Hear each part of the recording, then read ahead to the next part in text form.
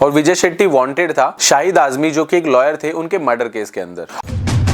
जब पुलिस ने वहां पे छापा मारा तो उसके पास से 40 AK-47 बरामद हुई। तब करीब रात को 1:30 बजे गुजरात पुलिस की ATS टीम ने बस को रुकवाया और उसे अरेस्ट कर लिया।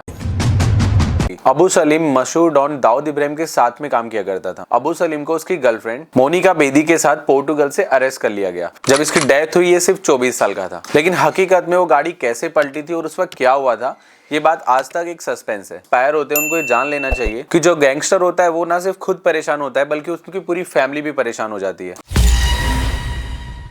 दोस्तों आजकल आप लोगों ने अपने आसपास ऐसे बहुत से लोगों को देखा होगा या फिर उनको बात करते सुना होगा कि वो लोग गैंगस्टर जो होते हैं उनसे बहुत ही ज्यादा इंस्पायर होते हैं। और कुछ लोग तो आपको ऐसे भी मिल जाएंगे जो गैंगस्टर को एक आइडल की तरह देखते हैं और उनके जैसा बनने की चाह भी रखते हैं। लेकिन अगर आप किसी भी गैंगस्टर की रियल लाइफ देखोगे तो आपको पता चलेगा कि जैसे कि बॉलीवुड मूवीज के अंदर किसी भी गैंगस्टर की लाइफ दिखाई जाती है वैसी लाइफ किसी भी गैंगस्टर की रियल लाइफ में कभी नहीं होती है। कोई भी गैंगस्टर हो चाहे वो कितना भी बड़ा हो उसकी कितनी भी पहचान हो, लेकिन उसका अंत हमेशा बुरा ही होता है। या तो गैंगस्टर अपनी पूरी जिंदगी छुपते छुपाते गुजारता है या फिर पुलिस से भागते हुए गुजारता है, क्योंकि हर गैंगस्टर को ये मन में डर रहता है कि वो किसी ना किसी दिन पकड़े जाएंगे या फिर किसी पुलिस एनकाउंटर के अंदर उनकी जान चली जाएगी। आज के इस वीडियो के अंदर हम कुछ गैंगस्टर्स की लाइफ डिस्कस करेंगे कि रियल लाइफ में उनकी जिंदगी कैसी थी और उनका अंत कैसा हुआ। हम बात करते हैं विजय शेट्टी की। विजय शेट्टी मुंबई का एक गैंगस्टर था। विजय शेट्टी छोटा राजन के साथ में काम करता था और विजय शेट्टी वांटेड था शाहिद आजमी जो कि एक लॉयर थे उनके मर्डर केस के अंदर। और इसके अलावा उनके ऊपर और भी कई चार्जेस लगे हुए थे जैसे कि मर्डर, एक्सटॉर्शन और अगर कुछ मीडिया रिपोर्ट्स की बात हम करें तो उसके अकॉर्डिंग उनका नाम ह्यूमन ट्रैफिकिंग के साथ भी जोड़ा जाता है। और वांटेड होने की वजह से एक एनकाउंटर के अंदर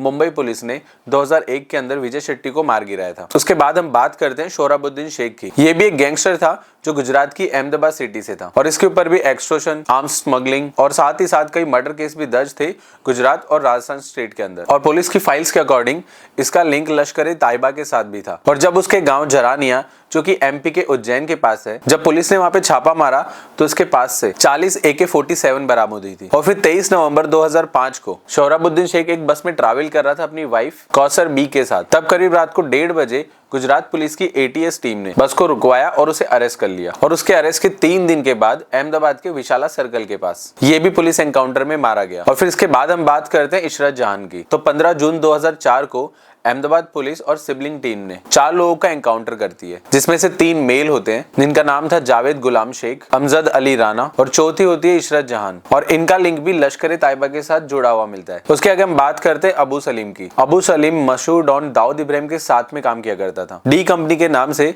जो दाऊद इब्राहिम मुंबई में रन किया करता था। साल 1993 के अंदर जो मुंबई में बॉम्ब ब्लास्ट हुआ था उसके अंदर भी अबू सलीम का नाम शामिल था। और फिर 1992 में जो संजय दत्त के पास आर्म्स मिले थे वो आर्म्स भी इसी ने सप्लाई किए थे। और मुंबई में हुए 1993 के बॉम्ब ब्लास्ट के अंदर तकरीबन 250 लोगों की जान गई थी और 750 से ज्यादा लोग घायल हुए थे। फिर उसके बाद अबू सलीम दुबई भाग गया और साल 1996 के अंदर जब गुलशन कुमार का मर्डर हुआ था उसके अंदर भी अबू सलीम का नाम शामिल था। और फिर 20 सितंबर 2002 को अबू सलीम को उसकी गर्लफ्रेंड मोनिका बेदी के साथ पोर्टुगल से अरेस्ट कर लिया गया। फिर बाद में 27 जून 2013 को अबू सलीम को एक देवेंद्र प्रताप नाम के इंसान ने गोली मार दी, जो खुद एक मर्डर केस के अंदर मुंबई की जेल में ही बंद था। लेकिन इसके अंदर अबू सलीम की जान बच गई। और फिर साल 2017 के अंदर अबू सलीम को मुंबई की आर्थर रेड जेल के अंदर शिफ्ट कर दिया गया। और अबू सलीम को 93 के अंदर हुए बॉम्ब ब्लास्ट और उसके किए गए क्राइम्स के लिए उम्र कैद की सजा सुनाई गई है। उसके बाद हम आगे बात करते हैं छोटा राजन की। छोटा राजन एक बहुत ही पावरफुल गैंगस्टर था जिसके ऊपर मर्डर, एक्सटॉर्शन, ऑर्गेनाइज्ड क्राइम जैसे बहुत से केस दर्ज थे। और साल 2000 के अंदर हुए एक मुंबई पुलिस के एनकाउंटर के अंदर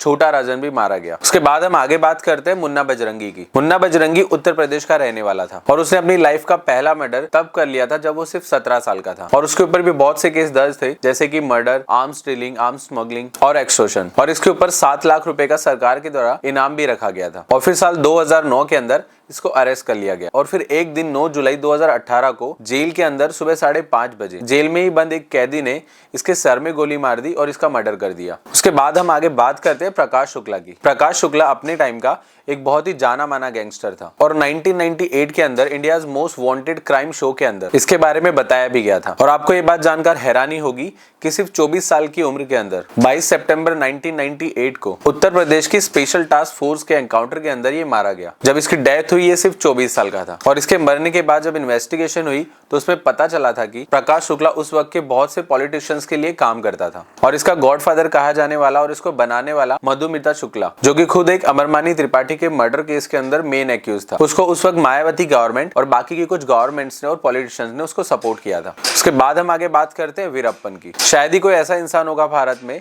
जिसने वीरप्पन का नाम ना सुना हो। वीरप्पन कर्नाटक का रहने वाला था और वीरप्पन ने अपनी क्रिमिनल करियर की शुरुआत अपने अंकल के साथ मिलकर की थी। और वीरप्पन के अंकल जो कि खुद चंदन की स्मगलिंग का काम किया करते थे। फिर बाद में अपने अंकल से अलग होकर के वीरप्पन ने तकरीबन 25 सालों तक खुद अकेले मिलकर अपनी गैंग के साथ काम किया। और आपको ये बात जानकर शायद यकीन ना हो, लेकिन वीरप्पन ने अपनी पूरी लाइफ में तकरीबन 3000 हाथियों को मरवाया था, सिर्फ उनकी दांतों की तस्करी करने के लिए। वीरप्पन ने अपनी लाइफ का पहला मर्डर तब कर लिया था जब वो सिर्फ 17 साल का था। और फिर बाद में वीरप्पन के ज्यादातर target police officer, forest officers और जो वीरप्पन के बारे में पुलिस को खबरें दिया करते थे वो लोग हुआ करते थे। वीरप्पन को पकड़ने के लिए गवर्नमेंट को तकरीबन 784 करोड़ का खर्चा आया था, जिसको अगर हम आज के दिन में कंपेयर करें तो तकरीबन $360 मिलियन होता है। लेकिन फिर 18 अक्टूबर 2004 को वीरप्पन और उसके साथ 3 साथियों का तमिलनाडु की स्पेशल टास्क फोर्स ने एनकाउंटर कर दिया। उसके बाद आगे हम बात करते हैं विकास दुबे की। विकास दुबे उत्तर प्रदेश का रहने वाला था। विकास दुबे के ऊपर जमीन पे कब्जा करना, मर्डर जैसे कई क्राइम रजिस्टर थे। साल 1990 के अंदर विकास दुबे के ऊपर पहली बार मर्डर केस रजिस्टर किया गया था। और फिर उसके बाद विकास दुबे वहाँ के लोकल पॉलिटिशियंस के लिए काम करने लगा। और फिर 1995 से लेकर के 1996 तक विकास दुबे ने बीएसपी यानी कि बहुजन समाजवादी पार्टी ज्वाइन की थी और डिस्ट्रिक्ट लेवल पे इलेक्शन भी लड़ा था और वो इलेक्शन भी जीता था। और फिर साल 2001 के अंदर विकास दुबे ने बीजेपी के लीडर और उस वक्त के स्टेट मिनिस्टर संतोष शुक्ला का मर्डर भी किया था और इस मर्डर के लिए विकास दुबे को अरेस्ट भी किया गया था। लेकिन फिर बाद में अपने पॉलिटिकल कनेक्शन की वजह से विकास दुबे कुछ ही दिन में जेल से छूट गया। लेकिन फिर साल 2017 में उत्तर प्रदेश पुलिस ने विकास दुबे को अरेस्ट किया और वापस से अपने पॉलिटिकल कनेक्शन की वजह से विकास दुबे वापस से जेल से छूट जाता है। लेकिन फिर 9 जुलाई 2020 को एमपी के उज्जैन में विकास दुबे को वापस से मर्डर केस के लिए अरेस्ट किया जाता है। और जब विकास दुबे को पब्लिक प्लेस में अरेस्ट किया गया था तो अपना जोर जोर से नाम चिल्लाने लग गया था ताकि पुलिस उसका एनकाउंटर ना कर दे, बस उसे अरेस्ट कर ले ताकि वो फिर से अपने पॉलिटिकल कनेक्शन की वजह से जेल से छूट सके। और फिर उसी रात को जब इसको अरेस्ट किया गया, सुप्रीम कोर्ट में इसके लिए एक पिटीशन फाइल की जाती है ताकि इसको पुलिस प्रोटेक्शन मिले और इसके ऊपर जो भी क्राइम्स रजिस्टर किए गए उनकी पूरी की पूरी जो जांच होगी वो सीबीआई के थ्रू की जाए। लेकिन फिर 10 जुलाई 2020 के दिन जब पुलिस विकास दुबे को ले जा रही होती है तो विकास दुबे एक पुलिस ऑफिसर से उसकी बंदूक छीनता है और वहां से भागने की कोशिश करता है और इस वजह से उनकी गाड़ी भी पलट जाती है। और फिर उत्तर प्रदेश के पुलिस एनकाउंटर के अंदर विकास दुबे उस वक्त मारा जाता है। लेकिन हकीकत में वो गाड़ी कैसे पलटी थी और उस वक्त क्या हुआ था, ये बात आज तक एक सस्पेंस है। तो दोस्तों, ये वीडियो बनाने का मेरा बस एक ही इंटेंशन था कि कोई भी गैंगस्टर हो, वो चाहे कितना ही बड़ा क्यों ना हो, लेकिन किसी भी गैंगस्टर की लाइफ जैसे फिल्मों में दिखाई जाती है वैसे रियल लाइफ में नहीं होती है। क्योंकि असल जिंदगी में वो डरते हैं और छुपते छुपाते रहते हैं और उन्हें हर वक्त इस बात का डर रहता है कि पता नहीं कब और कहां कैसे उनका कोई एनकाउंटर कर दे या फिर अपने ही किसी दुश्मन के हाथों कहीं पे मारे जाएं। आज जिन भी गैंगस्टर्स की हमने बात की है उनके बहुत ही अच्छे पॉलिटिकल कनेक्शंस भी थे और साथ ही साथ उनके पास बहुत पैसा भी था और लोगों के बीच में उनका काफी दबदबा भी था। लेकिन जैसा कि मैंने पहले बताया कि चाहे कोई कितना भी बड़ा डॉन हो, उनका अंत हमेशा बुरा ही होता है। तो जो लोग भी गैंगस्टर से इंस्पायर होते हैं उनको ये जान लेना चाहिए कि जो गैंगस्टर होता है वो ना सिर्फ खुद परेशान होता है बल्कि उसकी पूरी फैमिली भी परेशान हो जाती है और उनकी फैमिली का भी बुरा हाल होता है। आपका इस बात के बारे में क्या मानना है हमें कमेंट करके जरूर बताएं। और अगर आपको ये वीडियो अच्छा लगा हो तो इसे लाइक करें, सब्सक्राइब करें और ज्यादा से ज्यादा लोगों के साथ शेयर करें।